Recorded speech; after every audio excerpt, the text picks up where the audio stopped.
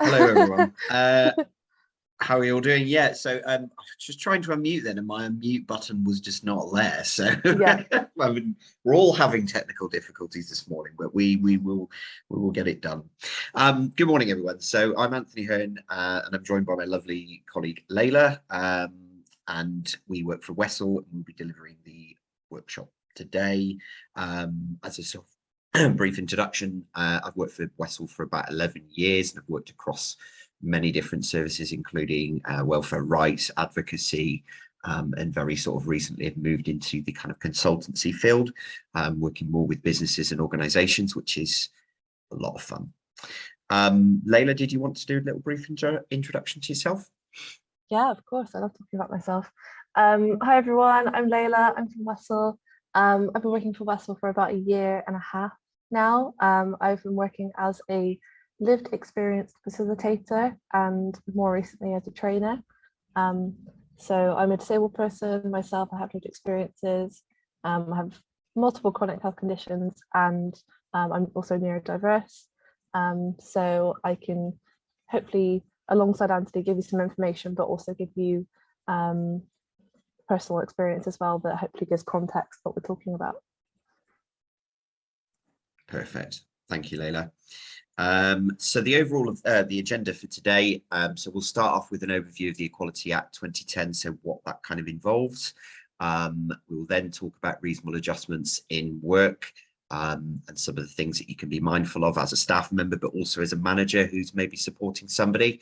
I will then talk about the Access to Work scheme. So some of you may already have some experience of that, some of you may not, but you'll get to know more as we go on.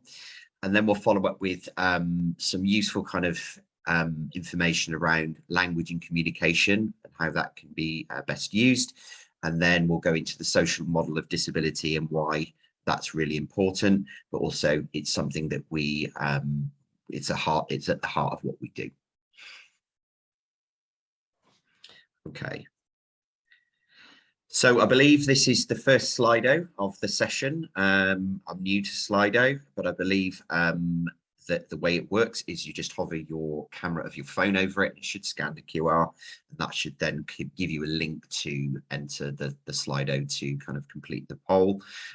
If you're not able to do that, if you just go onto slido.com and you type in that hashtag number, that should also bring up the question as well. And I think the next slide, it's the question. So it's how confident are you with the Equality Act? So 1 star being not very confident at all, 5 stars being very confident. So we'll just give you a minute or so to just get those through.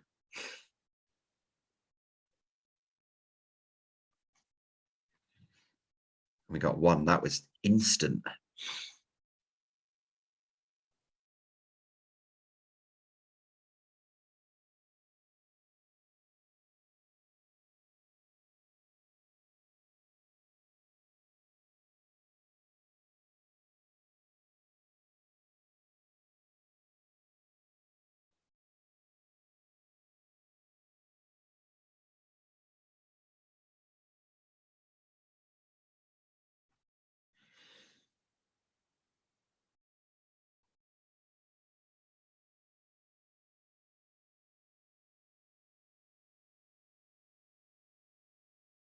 Okay, great. I can see there's a few more coming through.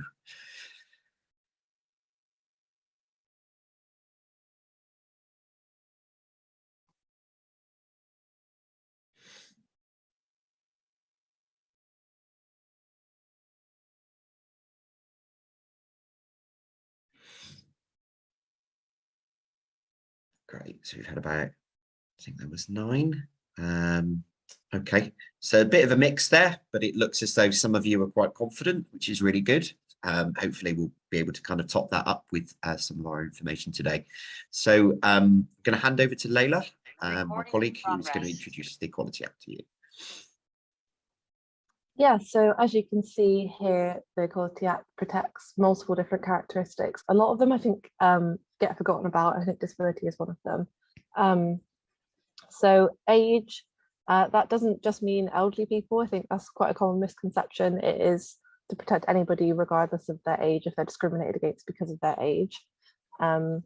So yeah, if somebody's turned down for a job, for example, say if they've got the qualifications and the experience, but someone just thinks they're just too young, that could be considered discrimination under the Equality Act. Gender reassignment is an interesting one alongside sex, because I think a lot of people just think it's just gender, full stop. But gender reassignment is the protection of people who are going through gender reassignment, so trans people. So that's throughout the process of gender reassignment. So that could be social transition or medical transition. Marriage or civil partnership, that one does what it says on the tin. You can't discriminate against somebody based on their marriage status or their civil partnership status. There's been a few, I think, quite high profile ones in the news over the years, at least I've seen anyway, because I'm part of the LGBT community, so I follow that sort of news, but about people being discriminated against, not businesses not wanting to create a wedding cake for a gay couple, for example, that would be discrimination. Pregnancy and maternity, that, I mean, personally, that is one that before I started working in this field, I would often forget about. So that's, yeah, things in terms of the workplace, things like not favouring an employee because they are pregnant or because you assume that they're going to get pregnant soon, a multitude of other things as well. Race, that's also pretty self-explanatory, I think. So with all of these things, there's different levels of discrimination, and not everything is classified as discrimination either. We could go into that. That could be a whole day session. But there's direct discrimination, and there's discrimination that wouldn't be classified as direct discrimination as well. So it's quite, I mean, if you ever want some light reading, I'd recommend going through the whole Equality Act. It's all available online. But you can have, yeah, multiple levels and variations of discrimination. Religion and belief as well. So in terms of the workplace, there are some instances where it could be considered discrimination if, say, for example, all of the work due events are evolved around drinking, and somebody, because of their religion, they don't drink alcohol, so they're not being included in that. I'm sure, as we're aware, a lot of, well, at least pre-COVID anyway, a lot of important discussions around work and sort of bonding with your workmates happen in sort of after hours socials. So if all of the workplace socials are evolved around drinking, and somebody doesn't drink because of their religion, then they're going to be potentially left out of that, maybe not get the promotion or not feel as included in the workplace. Sex, so that just means purely biological sex, and sexual orientation as well. So who you're attracted to. It's, yes, legal under the Equality Act to discriminate against someone based on their sexual orientation. Though it does, I mean, I've personally still seen it happen. And disability as well, which we're going to be talking about today in more detail. So yeah, let's get into it.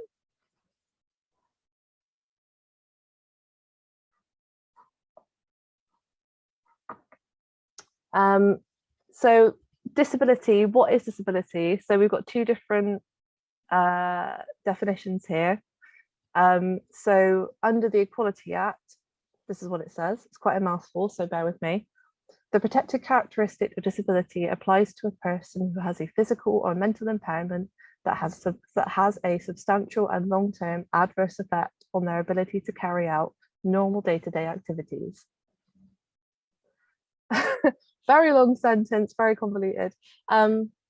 So it's, I think it's a good definition, but I think it does leave a lot to be interpreted in terms of what is substantial, what is long-term, what is normal. There are some clauses in the Equality Act that sort of trying to define that, but still they can, to a degree, be argued on their interpretation of those words. So it's a good definition. I'm here for it. It was a definition that was presumably, I can't know for sure, I wasn't there, written by non-disabled people. So we have a alternative definition as well, that was written by disabled people for disabled people. So this is a definition from Disabled People in Britain and Discrimination, a case for anti-discrimination legislation. It says the loss or limitation of opportunities to take part in the mainstream of the community on an equal level with others due to physical and social barriers. So let's just sort of unpack that a little bit. So this definition, oh, I think somebody's not on mute. I can't see who it is. Oh, fantastic, thank you. So with this second definition, it takes into account more so how disabled people are not necessarily disabled by their impairments, but by wider society as a whole, which is something that we're going to go into a bit later about the social and medical model of disability. So in my view, it's more all-encompassing, this definition. That's not to say that the Equality Act definition is not important. It is very important. It's what you need to be aware of as an employer. But it's also worth noting that there are alternatives to a lot of these clauses in legislation that are written by people from those communities. So we thought it was worth letting you know that. Any questions about this so far?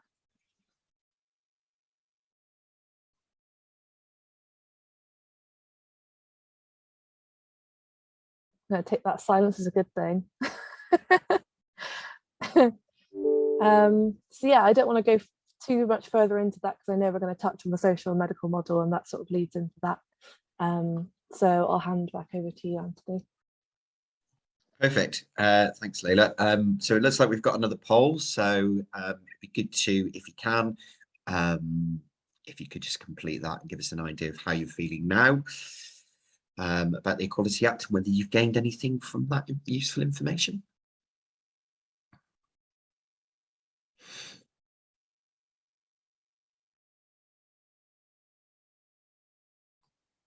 Oh, we seem to have skipped forward.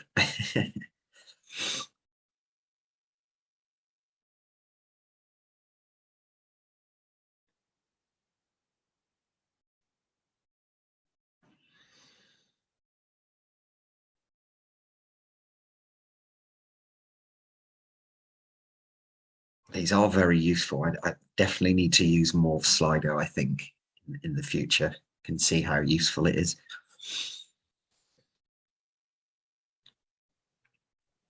Yeah, I definitely used it more at the beginning of lockdown, and then it sort of fell out of fashion a bit in my life. Yeah, it looks like we've got a question in the chat. Did you want to answer that now, or did you want to wait to the Q&A? Is it better that we maybe... I can read it out if you like, Layla. Yeah, that'd be great.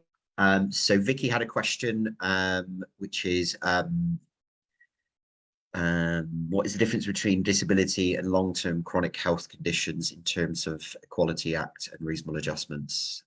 Yeah, just as a sort of quick one from me, reasonable adjustments is the next topic that I'll be discussing, so I can go into it a bit there, but I didn't know if you wanted to briefly say something on that, Layla.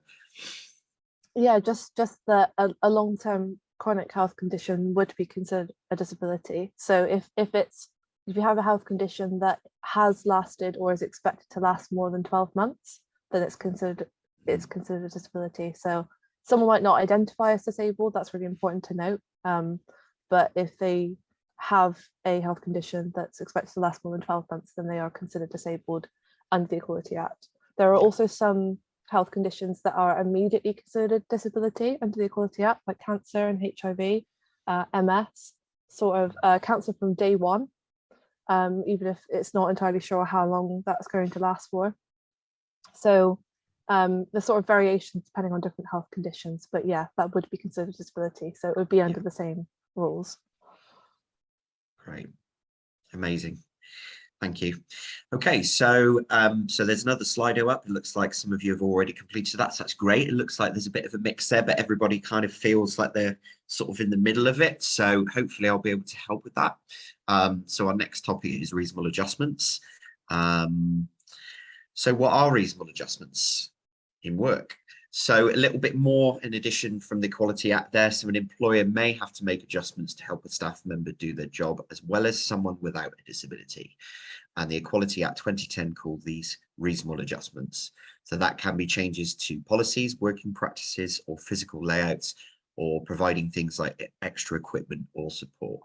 So as a quick question, I'm just going to throw out there. So feel free to type a message in the chat, or if you want to kind of answer that over the microphone, then please use the hands up function on Zoom. Who can ask for a reasonable adjustment? Any thoughts?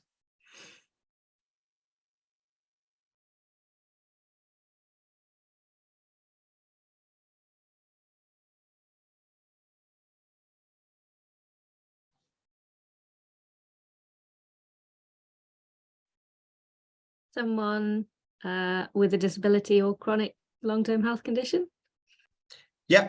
Yeah, pretty much so, I would say. So anybody really who identifies as being disabled or has a health condition, whether that be a learning impairment, mental health, physical impairment, or any other. So anybody who is affected by a condition that creates a need or has a barrier in work. Okay, so reasonable adjustments in the workplace. So some sort of practical adjustments. So I'm going to list off a few here. We will come into those a little bit later, hoping to run a few sort of activities as well. So some examples could be working from home, but I do put in brackets there that is subject to the expectations of the role. So that is something that you would agree with manager and HR, but potentially if it's a customer facing role or staff facing role, there may be some expectations from you there to be in the office, and that will need to be an agreement that you make with your manager and HR. Making adjustments to premises such as the layout. So if you've got a staff member who's visually impaired, you may want to consider how the walkways are and how accessible they are, so not bumping into corners of desks, but also if you have somebody with a visual impairment that can see certain kind of obstacles. Some places have fluorescent coloured tape around doors or along gangways. There are also things that you can put on steps called tactiles, which helps people to kind of understand where the steps start and where they end, which is really useful. I think it's also another thing to consider how communication and instructions are managed. So for some people who may be neurodiverse, it might be difficult to kind of process and understand information that's given verbally in such large chunks. So even just breaking things down into smaller formats, or even just providing it in written format. Altering working hours. So I appreciate with some jobs you may have core hours that you have to stick to depending on what role you have. And in some cases there may be flexibility that you can take if that's something that you can agree locally with manager and also with your HR advisor. You know, if you could start maybe at 10 o'clock, if you've got somebody with a fatigue condition, it may be easier for you to start at 10 a.m. onwards and work later into the evening.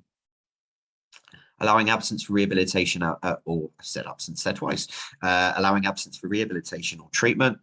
So that's if somebody's got a condition that requires them to, you know, attend kind of hospital appointments. It's good to kind of communicate that with your manager and agree to that.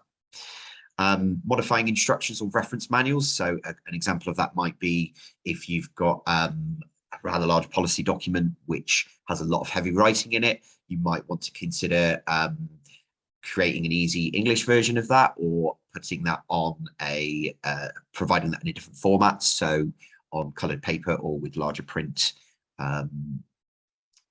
Also providing extra supervision and or training, creating and completing a wellness action plan, and also completing an adjustments passport, which I will go into a little bit more as we kind of move on. So there's some images there. I hope that they're helpful. There's some of the kind of physical things that might be quite useful within the workplace. So if you're somebody, say, with a condition like arthritis, that can make sitting and standing quite difficult. And you may have noticed in some working environments that people have a height adjustable desk, so you can alternate between the two. They can be really useful. There's also a picture of an ergonomic chair there, which is built and designed to kind of be altered around the way that you sit so that it is as comfortable as possible when you are. Though a lot of those kind of things do involve costs, and sometimes that can be achieved under the Access to Work scheme, which I will come on to later. But sometimes that, yeah, that's a conversation that you would have with your employer. Some further ones there that are really useful. So one is a C-Pen. So that's very commonly used with people who may experience dyslexia. It's a really good device that can read written print for you and read it out loud, but it also helps with things like pronunciation of words as well. Dragon Dictate, some of you may already have had that experience of using it. It's a really useful package of software which can read things out loud to you when you receive them, such as emails and other sort of documents that you may have. But also, if you are somebody that has issues with typing with your hands, let's say you've got something like Raynaud's disease, then typing such emails and using a mouse might be tricky at times. Therefore, Dragon Dictate can be really good to use that, because you're speaking into a microphone that would essentially type out what emails and documents that you need to do. So it's a very, very useful tool. There's a Smart Pen as well, which is also commonly used with people with dyslexia or a type of neurodiversity. That's a really, really useful document that when you're writing down notes, it can digitalize those notes. So you can see on the screen there, I hope you can see that. You can see how that's sort of printed itself onto kind of, yeah, it's done that digitally, but it's also records as well. So if you're in a meeting and you're having to take minutes, and you know, if you're anything like me and you're having to try and follow what everybody else is saying and you get lost on one point, it's very easy to do that, isn't it? That can be used for that purpose as well.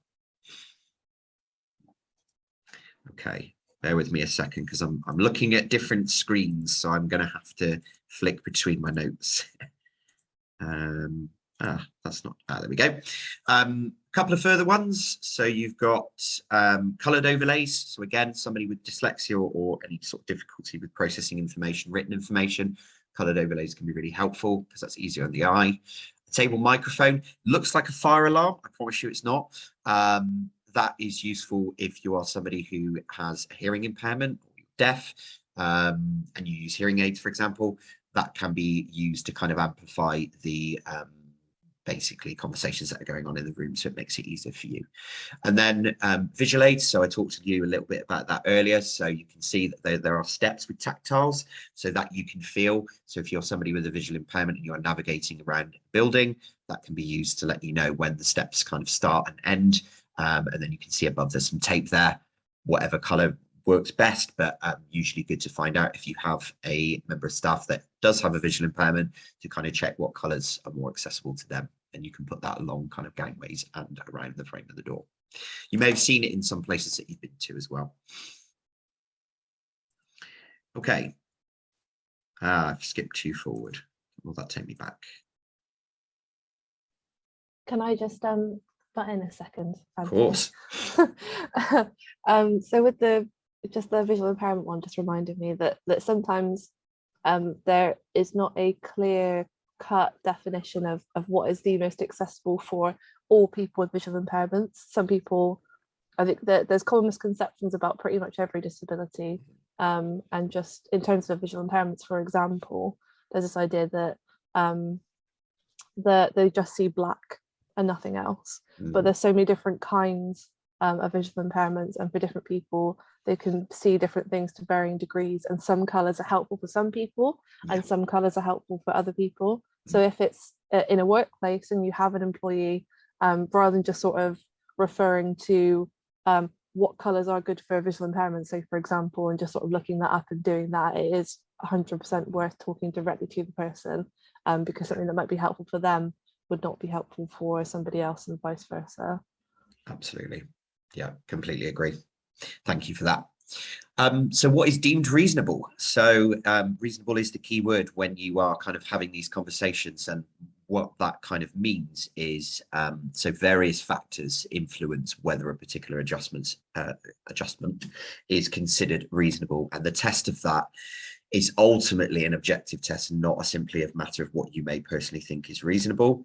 And when deciding whether an adjustment is reasonable, you must kind of consider, so the things that are considered from both sides, you know, how effective the change will be in avoiding the disadvantage to the staff member, so the disabled person would otherwise experience, its practicality, the cost, the organization's resources and size. I guess that kind of feeds into the cost as well, and the availability of financial support. So again, that's looking at access to work as well.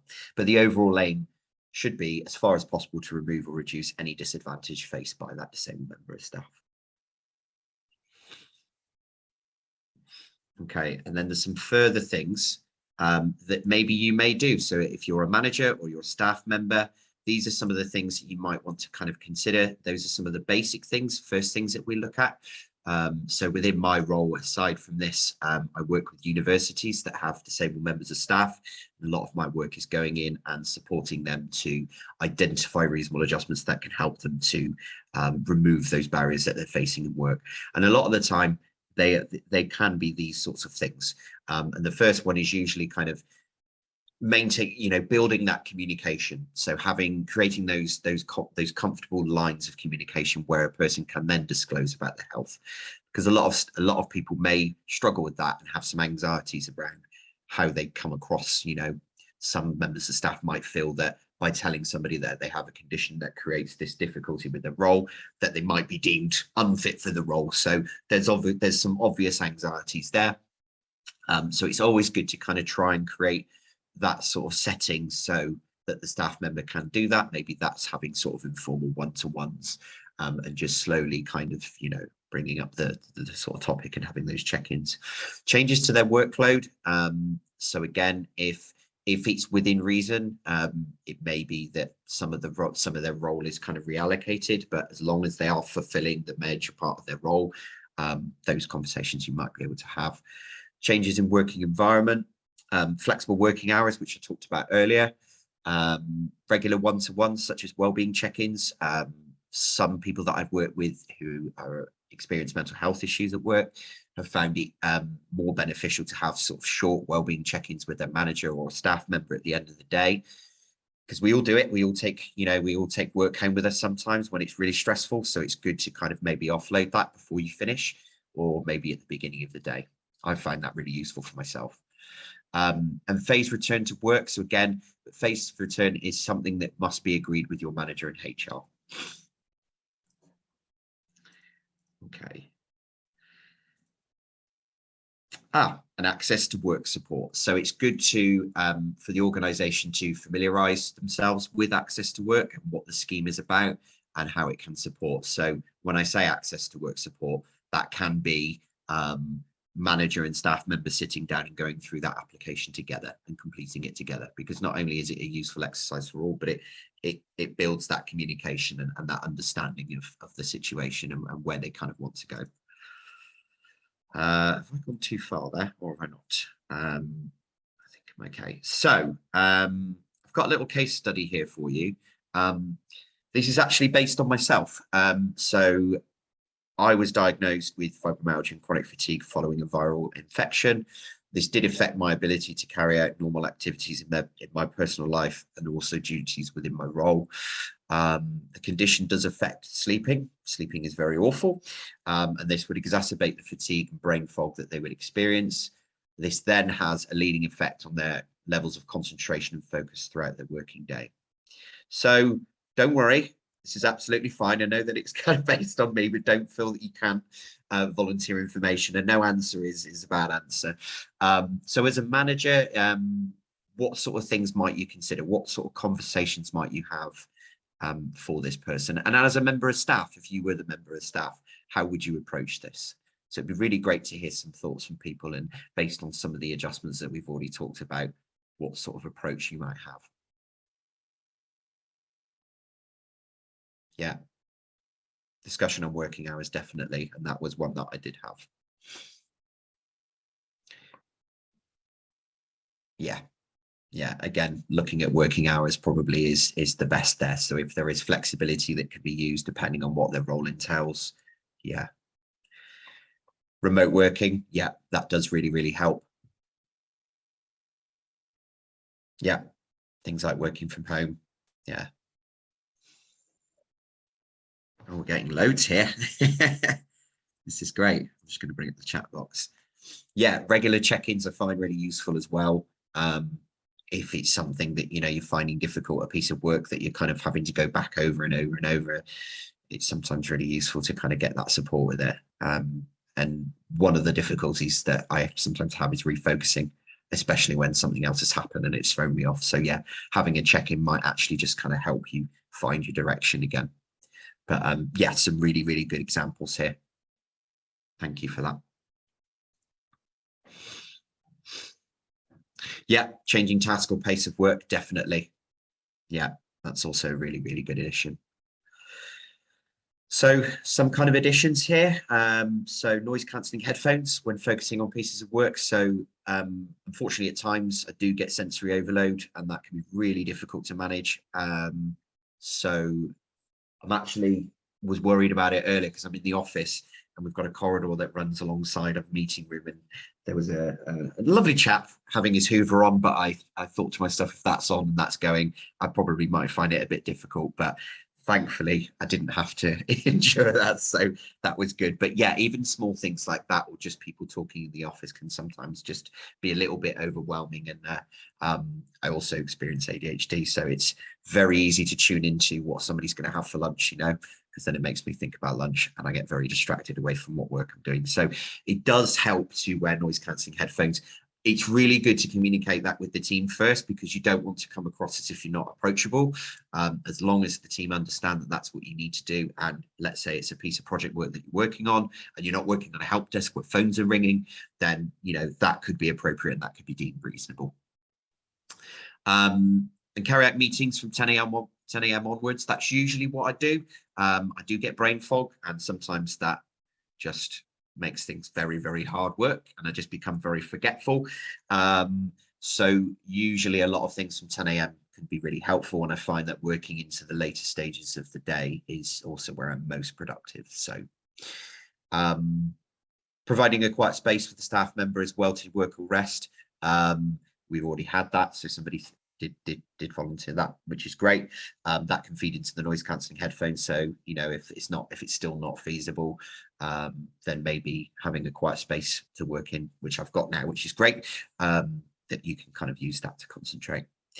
And also putting a calendar entry at the beginning of each day to look at the workload and to plan and organize their day. They're just that in general, regardless of what your situation is, I think is a very useful tip.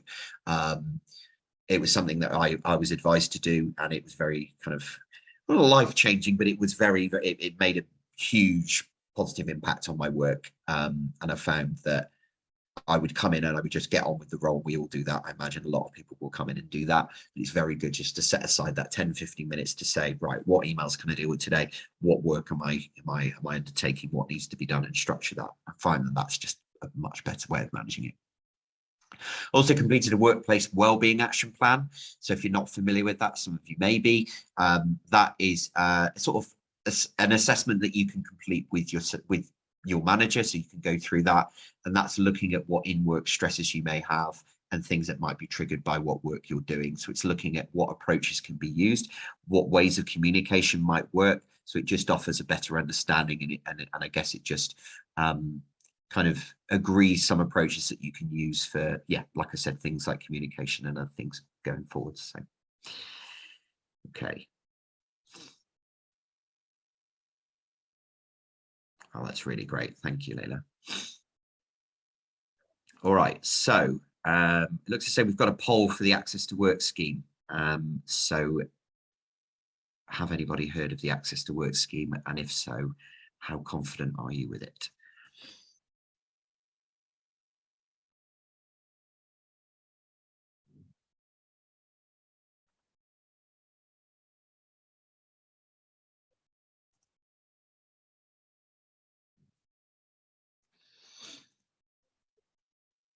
Okay. Yeah, if you're not familiar, that's probably not your fault, because it's not something that's widely advertised by the DWP. It can be something that you have to really search for in order to find it. I won't say why I think that is, but I'm sure we can all guess. But I will come on to that shortly in a moment. So we've got a few towards the sort of bottom of the scale. We've got one that's in 4. That's great. I'll just give that another second or so, and then I will. Okay.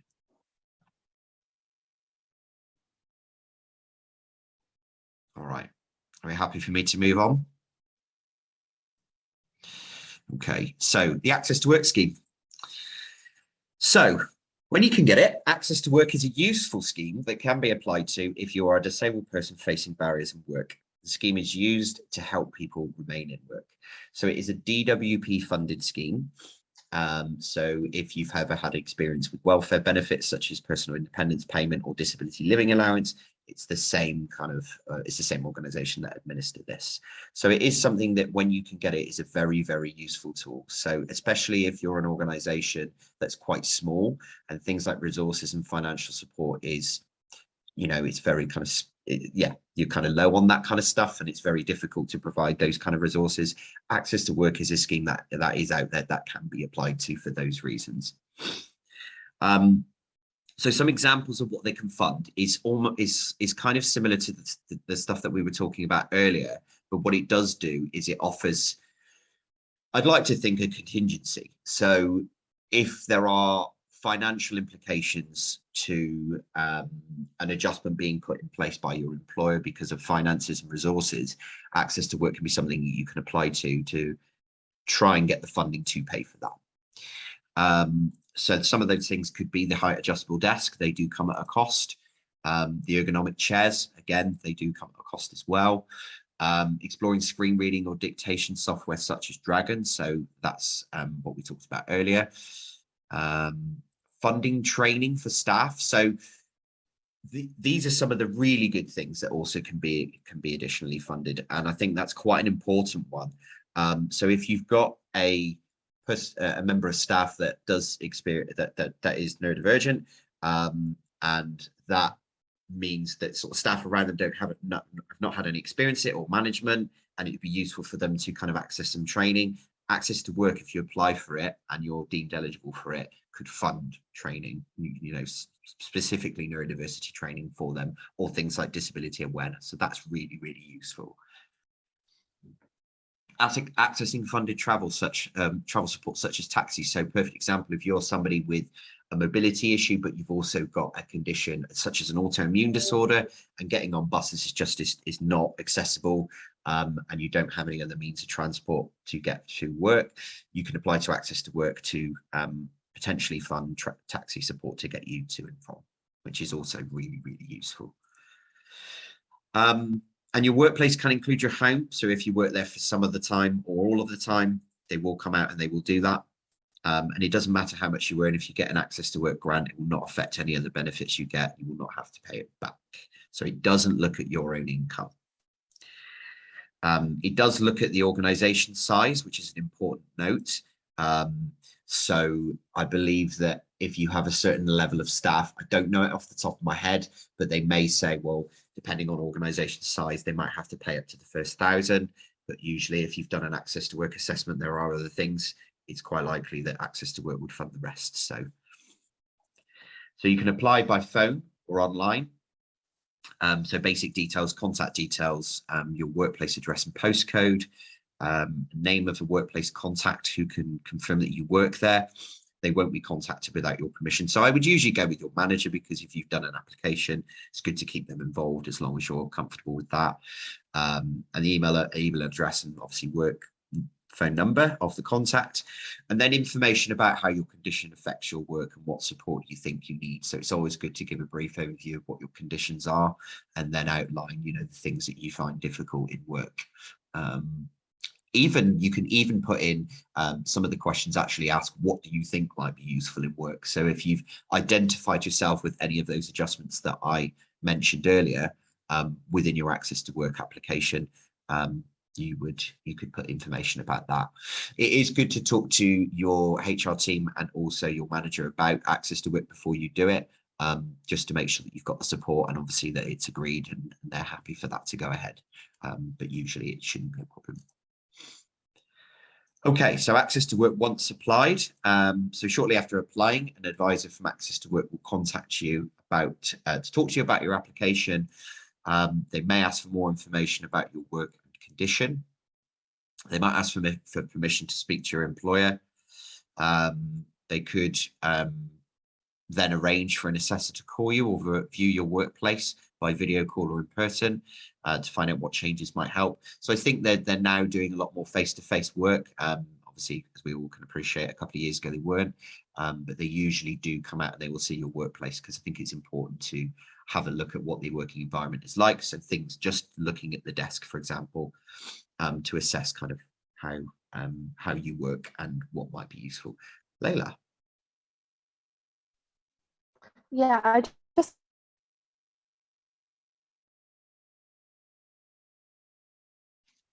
wanted to Oh, I don't know if you are for everyone else, but I think you're breaking up a bit.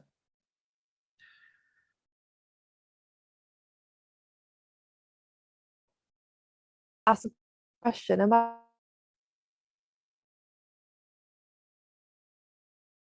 Is it just me, or is it maybe my end, or can everybody? No, I can't hear Layla very well. Okay. No, I can't either. Layla, try switching your camera off. It sometimes helps with the bandwidth if you can, and then maybe we might be able to hear you. Sorry. Oh no. Try again. Oh, great. Yeah, do that. That's fine. Yeah, happy to answer that.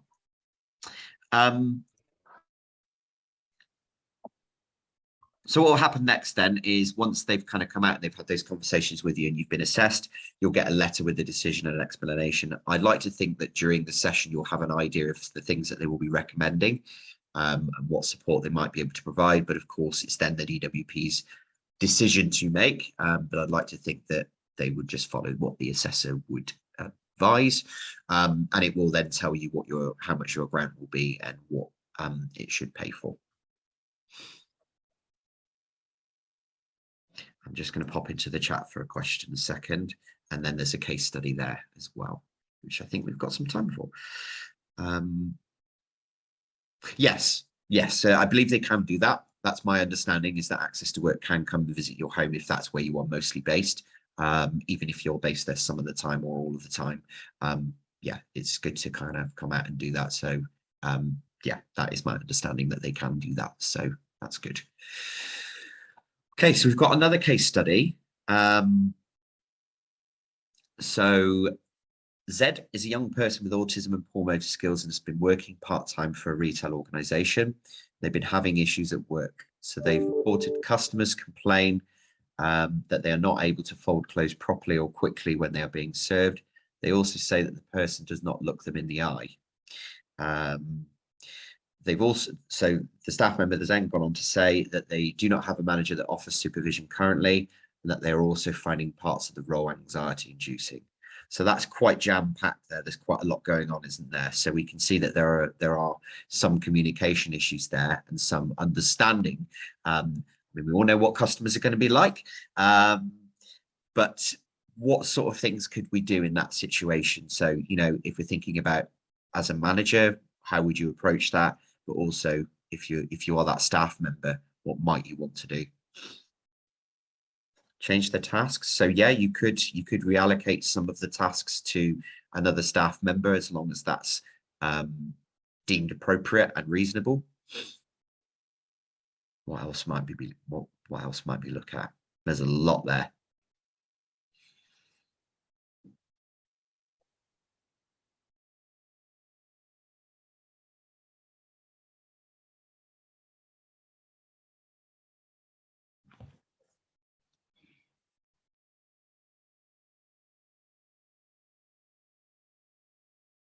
Yeah, that could be something. Yeah, so have them maybe working with another member of staff that might be able to work closely with them on some of the things that they find difficult. So particularly the folding of the clothes. Yeah, so understanding what parts of their role are anxiety inducing. more line management definitely to support them through it. So things like the wellbeing check-ins, possibly a wellness action plan as well, to look at what sort of pieces of work are triggering, and what can be done to kind of change that. Yeah, communication, yes, very common thing with autism that some people their communication is quite literal, and you need to be mindful of that. So yeah, thinking about how that's managed. What else might be there? Yes, good one. Yeah, definitely. Looking at the physical structure of the till, so maybe needing a sort of wider space to work with something. There are some folding machines that you can get that I'm aware of, that some people do use. So that could be one that they might be able to get access to under an access to work assessment, for example. Any others?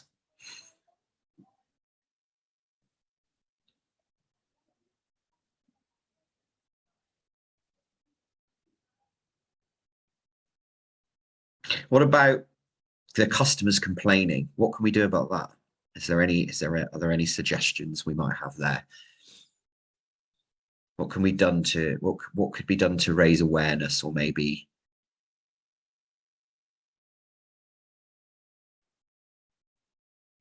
any thoughts? I can see you nodding, Layla. I don't know, maybe you have a suggestion of your own. Is that cheating? Yeah, I'm quite happy for you to volunteer if you'd like to. Some sort of communication sign of the till to make customers aware of range of needs and considerations. Yeah, definitely. I think, yeah, I would do that. I think it's good to check with the staff member to see what they feel they are comfortable with. This is based on an actual true story about somebody that I worked with a long time ago, that they were happy to volunteer that as a case study. And it was a suggestion of their own that they wanted to wear a badge that informed people that they had autism. And it said something like, "I have autism, please be patient with me." And that costed them about £1 on eBay.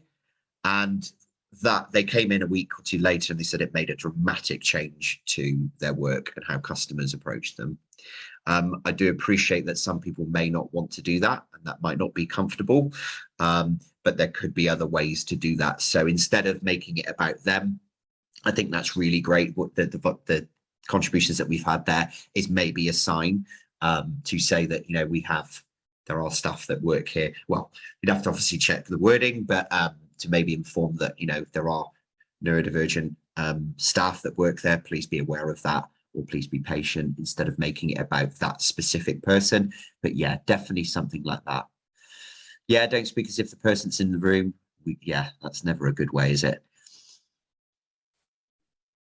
Yeah, I wholeheartedly agree on the doing everything you can to not single a person out, because it can be really jarring, and sort of it might make someone not want to come to work if they feel like they're being made to feel like the odd one out, even if it's coming from a good place.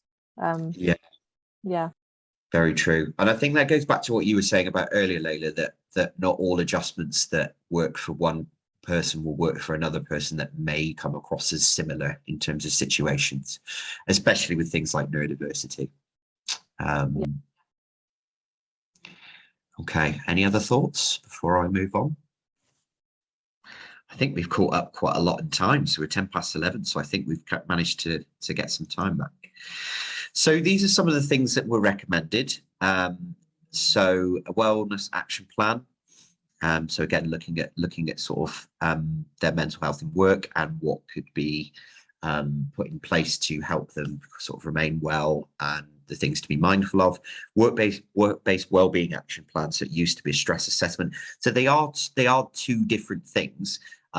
They may be already available through your HR teams, but they're very, very useful to go through with staff members who may be experiencing mental health at work and maybe having certain aspects of their role that they're finding anxiety inducing. So it's really good to go through with them and get an understanding of what that might be and what can be done.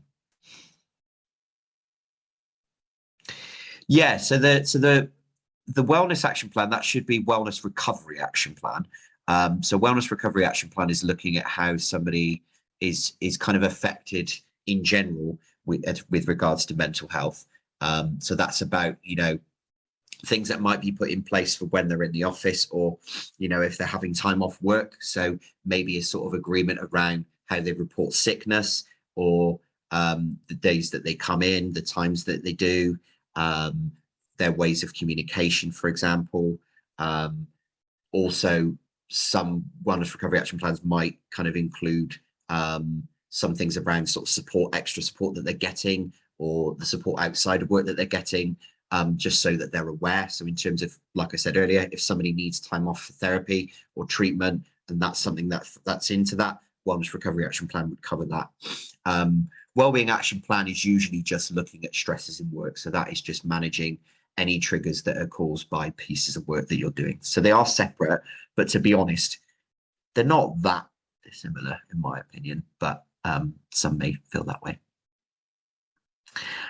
Do you have to be officially diagnosed as disabled to qualify for the Access to Work scheme? That's a really good question. I think that you need to have some acknowledgement from sort of GP in order to kind of, yeah, go through that. I think with any sort of DWP scheme, if you're looking at things like welfare benefits, they will want kind of confirmation from GP and sort of professional. So if you've got supporting evidence, for example, that can be really useful. If you're awaiting diagnosis, which a lot of people are for certain things, especially neurodiversity, because there are massive waiting lists for things like ADHD, that takes years, that I feel like there should be more leeway there in terms of how they assess that. But if it's recognised by your GP, it's a conversation that you've had, that's usually, I would like to think that that's enough. Yeah, 4 years, which is just, that's a very long time. Yeah, and ADHD up to 2. It's a really, really long time. And it was, I actually did a bit of reading, and I can't remember where I read it, but actually neurodiversity in people's actually, in terms of diagnosis, is really high right now. There are a lot more people being diagnosed. I think that was something that maybe came out of COVID, just kind of working from home, being more isolated from people, and just being in a very different working environment, and just also environment in terms of life. So yeah. Okay, so having regular contact with the staff member, that's a really useful one. So just making sure that they feel supported. So as long as you've got the time to do that, so having those wellbeing check-ins, having regular supervision to check in on things that they might be struggling with, or things that they need help with. An adjustments passport. So if you've not heard of one of those, that's a really useful one. So say you go through this process with somebody who needs reasonable adjustments. When those are agreed, it's always good to populate an adjustments passport with those agreed adjustments, so that if they were to change manager, or they were to change roles, that can then be shared with anyone that is then taking over or involved, and that any adjustments that have already been agreed can then be renegotiated or even reviewed and monitored. So you could use that document to review every couple of months to check that, you know, things haven't progressed, or maybe they have positively. Like all health conditions, if you've got one that's progressive or degenerative, things may change and further support might be needed. So it's a really good document to have to kind of nail down what's already been agreed, what this person has, but also what things you might want to look for in the future. So yeah, adjustments passport's really useful. Support to complete an access to work application. So I've already said that. I think that's really good to kind of do. We talked about the folding machine. There are things out there that can potentially help. Allocating part of the role to another staff member. So maybe you've got a staff member that they work closely with, which somebody suggested that they fold the clothes for them, but then they're doing more of the serving and more of the kind of handling cash, for example, or transactions, as long as that is deemed reasonable. We talked about wellbeing check-ins. Maybe there's extra training and support that can be provided. So maybe more close sort of support from management or team members that can be given to help that person to learn. I think I've put access to work twice, but you know, there's nothing wrong with putting it in there twice. And it's, you know, kind of, yeah, it's an important one to consider. So yeah. And I think that takes us up to Layla, who's going to take over on language and communication.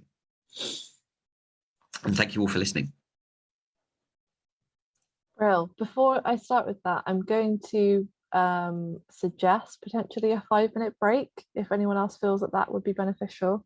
I know that I'm feeling like I need to stand up and stretch my legs and walk around a bit. So somebody else might be feeling the same. So if we come back promptly, a very, very prompt, strict 5 minutes, then we should still be able to get through the content and make sure that we're all feeling a bit more rested. So yeah, let's do that if everybody else is happy with that.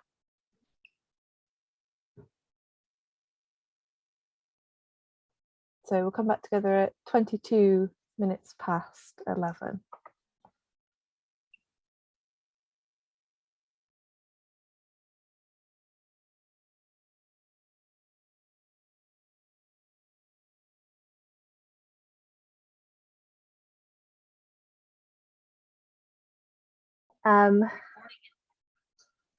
So seems to be a mixed response to language and communication. That's good. Hopefully this will be helpful.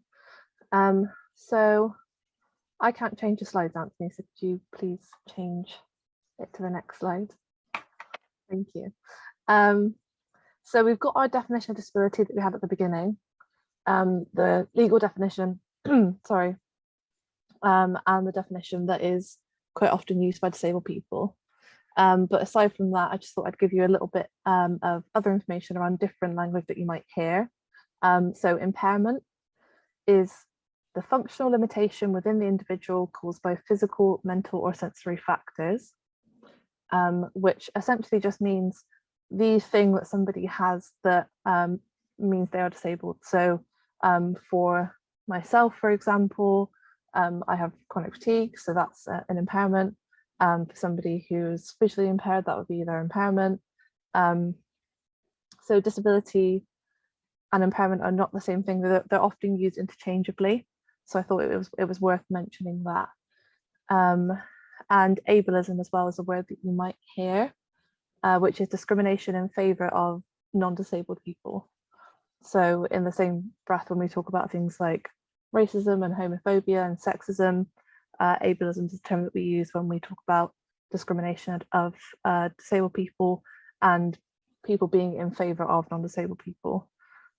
It's difficult sometimes because it can be quite loaded as a term, but sometimes there are practices, policies, procedures that are inherently ableist, even if the management or the people involved in an organisation are not ableist themselves. So sometimes it's unintentional, but that doesn't mean it doesn't have a negative impact on the disabled person. So that's really worth noting. Next slide, please. So language, this, whenever I do disability equality training, a whole day training, this is where we get the most people bringing up questions and getting sometimes quite involved, quite heated sometimes, because it can be something that a lot of people feel quite anxious about in terms of using the correct language, times where, say for example, there's language that used to be used that isn't used now, and it's sometimes difficult for people not involved in those communities to understand why we don't use that language anymore. So language is obviously a huge part of our everyday lives, and it can have a huge impact on people. So when we talk about language in the sense of what we're talking about today, it's not about being politically correct, but it's about respecting people's preferences, respecting people's autonomy. And we need to be thinking about how language has impacted how disabled people are viewed by society. So the language that has been used historically and that is still used now, it does have an impact on people. So when it comes to language, if there's things that you're not so sure of, what is the correct language, or what is the language that somebody would prefer to be would prefer you to refer to them as, the first most wonderful bit of advice I can give anybody is to just ask. Most people are more than happy to be asked. So yeah, don't assume, essentially, would be the main point that I would take away when we're thinking about language. And just ask somebody. Everyone's different. There are some people who, say, for example, would prefer to be called visually impaired. Some people who prefer the term blind. Some people, say, for example, I use ADHD as a descriptor of myself in times when it is relevant. So I will quite proudly say, like, I have ADHD, or I'm an ADHDer. The ER at the end sounds quite funny in my accent, but I still use it anyway. But for some people, they would rather you not refer to that. So they'd rather that you say neurodivergent. So it's just a person by person basis. So just having that conversation with someone directly and making sure that you're on the same page. So with that, being prepared to listen and learn to the individual in front of you, check what you're saying and change it if necessary. Show respect through what you say and how you say it. I can't emphasize how important that is. I've definitely worked in workplaces and throughout uni where people have used the exact correct language, and they're using all the right terms, all the right lingo, but the tone in which they say it or how they approach it is quite clear that I'm not being respected. So I'm much more open to any individuals, but in terms of the workplace, a manager who might slip up and get it wrong sometimes, that doesn't really bother me. I don't think it bothers a lot of people, to be honest. So as long as I'm aware that their tone and their intention is good, that they actually do want to get it right. So tone cannot be emphasized enough. It's not just about the words we say, but it's about how we say it. And to consider the history and the implication of language. There's quite a loaded history within disability, that language has been used as weapons against us, and it can be used to empower us as well. So next slide, please.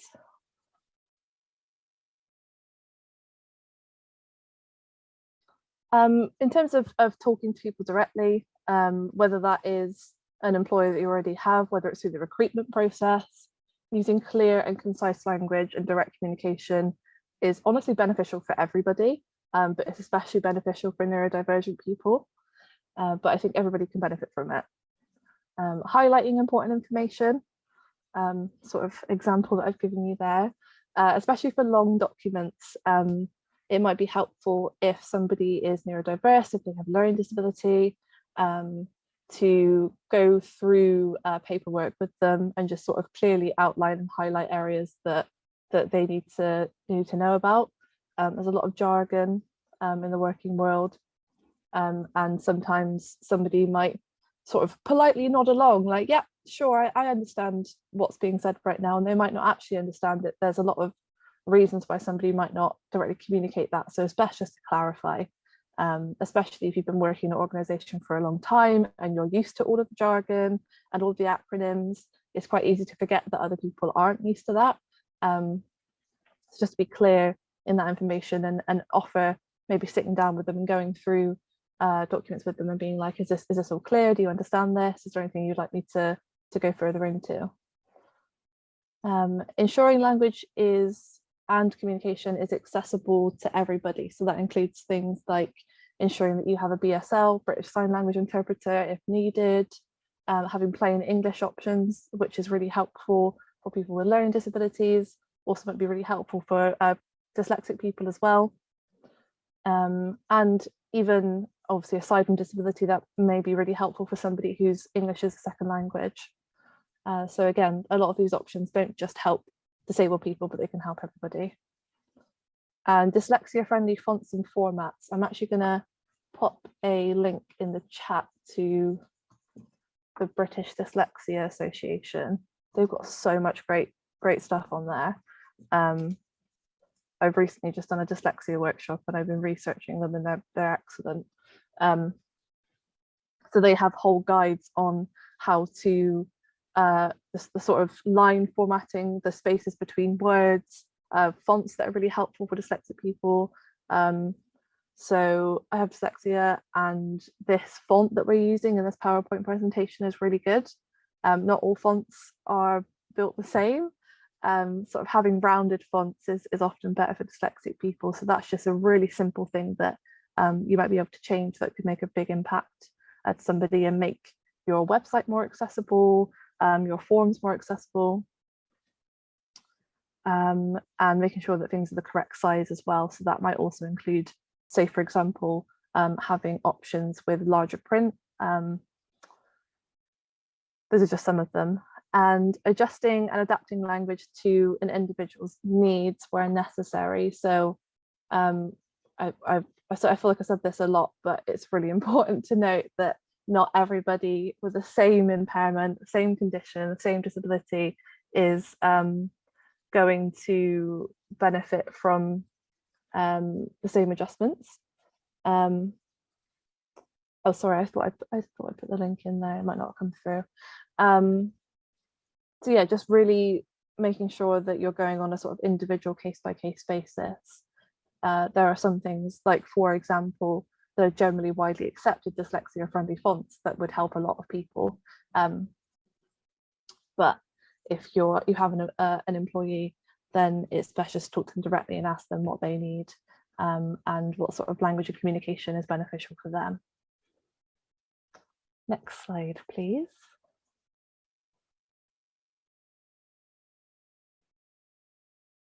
So that was the language section, and now we're going to move on to the social model of disability.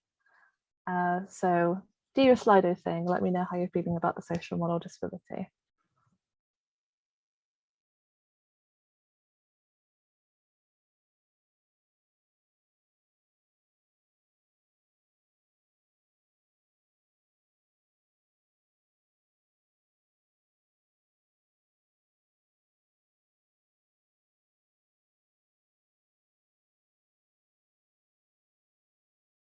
Okay, cool. That's great, because I absolutely love talking about this. This is like my favorite thing to talk about in this kind of work. So I will try and keep to the time limit. I will do my very best. Anthony might have to stop me if I'm rambling on too much, because I think it's sort of really, I just love models and theories, and I think I'll they're just really mute helpful. you. Yeah, just mute me. If I go over the time, I'm still gonna be waffling about it. So there's not really very much information on the screen. I'm going to be sort of talking at you. So if you do need clarification, then do just feel free to interrupt me. So medical and social model disability. So they're models. So a model helps us sort of try and make sense of the world. So it's not just, we're not just within disability, the world of disability, but in every aspect of humanness itself, we have different models and theories, and two main distinct models have come up within disability when we're from disability academics. There are a few people, I've got one of his books here, Michael Oliver is one of them. I'll pop some more book recommendations in the chat as well if you get really into this. So yeah, a model just explains one part of something, it doesn't explain the whole, whereas like a theory is more of a holistic view, but a model can just sort of, yeah, explain one part of something. So that's what we're going to be talking about. So the medical model and the social model, they were coined around the sort of 70s, 80s, though there's discussion on whether the person, Michael Oliver, who said that he coined the term, actually did. There's sort of beef drama there, but he writes in his book, and a lot of other disabled activists have written, that something called the medical model essentially describes a way of seeing disability, that the disabled person's impairment or health condition is a problem that needs to be fixed, it needs to be cured. So with this, there are quite a lot of negative connotations, a risk of stereotyping and stigma. It's worth noting that this is not saying that the medical field is bad, it's just purely the term that we've attributed to this way of thinking about disability. So we're not saying medical intervention is bad. Medical intervention is incredibly important and helpful to disabled people, but it doesn't include everything else around it. So we have something called the social model, which is what Wessel uses, is what we go by, it's what all of our work is centered around. So the social model is a way of thinking about disability that considers that society creates barriers that disable people, and the focus is on removing those barriers as much as possible, for example, through things like reasonable adjustments. And there's an emphasis on understanding the barriers faced by disabled people and sort of championing lived experience and listening to disabled people as well. So this sort of highlights that it's not just the impairment that can make life more difficult for a disabled person. So not just the health condition itself or the neurodiverse condition itself, but it's also physical barriers, social barriers, attitudinal barriers. So a really sort of basic example of this would be, say, for example, someone who is a wheelchair user wants to go out for coffee with their friend, and they rock up to the place and there is just steps, there's no ramp. If you're looking at it through the lens of the medical model, you would say that that person can't enter that cafe with their friend because they are a wheelchair user, or because they're whatever their impairment is. That would be the reason that they couldn't access that area. Whereas the social model would say the reason that person can't access that cafe is because they didn't include a ramp, or they didn't specify on their website that there was it wasn't accessible, or it includes the whole, the wider societal barriers, the wider physical barriers that stop disabled people just going about their everyday lives and being fully included in society. So yeah, I think it's something that's really important to be aware of and to think about in general in life. I think everybody should know about this, but especially if you're in a sort of managerial position, to understand that there may be things that somebody can't do, not because they can't do them, but because the things haven't been set up around them to make it accessible for them. So just some examples of barriers that a disabled person might face. It could include things like having poor wayfinding to a building. So not clear signage. It could include not having accessible parking bays. It could include once you're in a building, it being very confusing to access and to go around it, not clear signage. That could be really unhelpful for so many different people, disabled people. It could be things like, say, for example, if you're trying to go to a theatre, you're a disabled person, you're trying to go to a theatre and you have a PA with you, and them not being let into the theatre. That could then mean that you then have to go home and you've missed that show. That's not because you're disabled and you need a PA. That's because they didn't let your PA in. Say, for example, if they're not quite understanding what that means. I've known people that have even booked tickets with their PA and they've arrived and they've still been told that, oh no, that person can't come in, you've got to come in on your own. Attitudinal barriers as well. So even if somebody doesn't physically stop someone from entering a place, it could be a case of where somebody says, for example, well, he's autistic, so there's no way he can hold down a job. There's no way he could do this job because I've heard that autistic people are X, Y, Z. So those sort of attitudes and ideas that people have could actually stop somebody from getting a job. Other examples, I've just got a list here with me because I do have ADHD and I get lost in my train of thoughts. So yeah, those are some examples of barriers, but there are, I think it's important to note examples of ways that you can be more inclusive and adopt the sort of social model. So say, for example, having things on your website that make it clear that there are alternative methods of communication if somebody needs to, say, for example, have information in large print, have it in Braille, somebody needs a BSL interpreter. There's quite a common misconception that all deaf people can read and write English and want to. That's not the case. There are people that are culturally deaf, where BSL is their first language, that is their language. So for that person, just having things that are written down format wouldn't be helpful. They would need a BSL interpreter.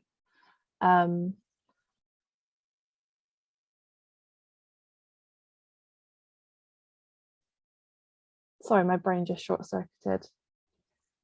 Having things like audio description and closed captions if you have any videos is really helpful. Audio description and also oh, I've forgotten the name of it. Image description for visually impaired people. Anthony, can you remember what it's called?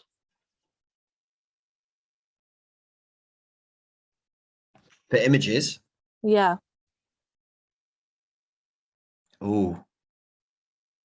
It's gone straight out of my head. Audio description.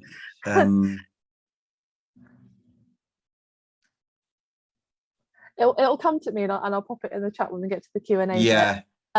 Because it's just gone straight You've got out me of my now as brain. well. So it's just where you can have an image, say for example, on online, and there is an option available where a visually impaired person can click something on their device and it describes what the image looks like. So just things like that. A lot of them are really simple. A lot of them are free. Just ways to be more inclusive.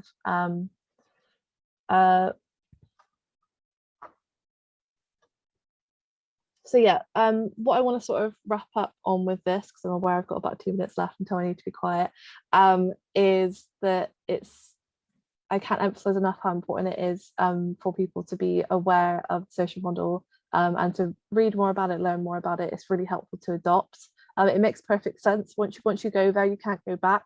It just makes so much sense. That the social model can provide us with this lens through which to view disability, and it helps us sort of critique and discuss barriers that disabled people face, and it really has the power to empower disabled people and their allies to make workplaces more accessible for them, social places more accessible for them, just life in general. And yes, I thought it was also worth mentioning before I shut up that disabled people are quite severely negatively disproportionately affected in areas of unemployment, and there are reasons for that definitely could be tackled by employers. It's not all to do with the individual's impairments. There are lots of things that people can do in order to help people not only get a job but keep a job and be happy and healthy in that. So yes, I will reluctantly be quiet now.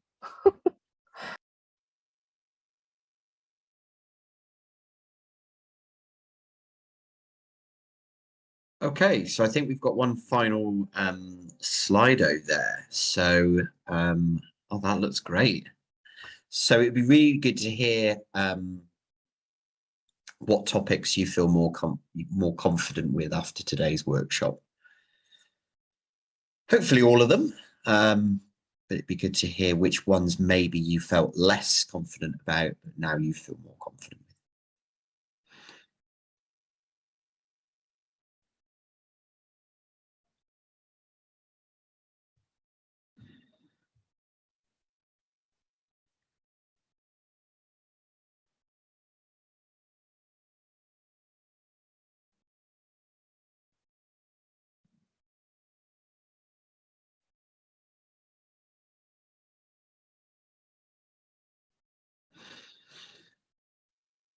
It's great. So we've got 6 so far. That's really good.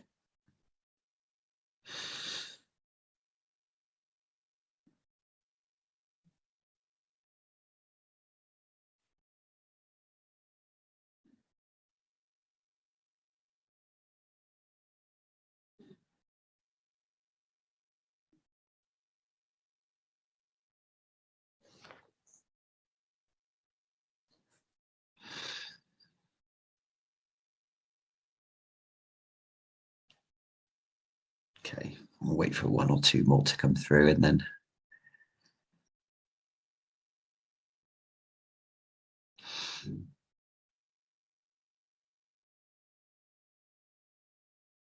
I know at some point I'm going to go down an absolute rabbit hole thinking of all the things I can do with Slido in my personal life at some point later tonight.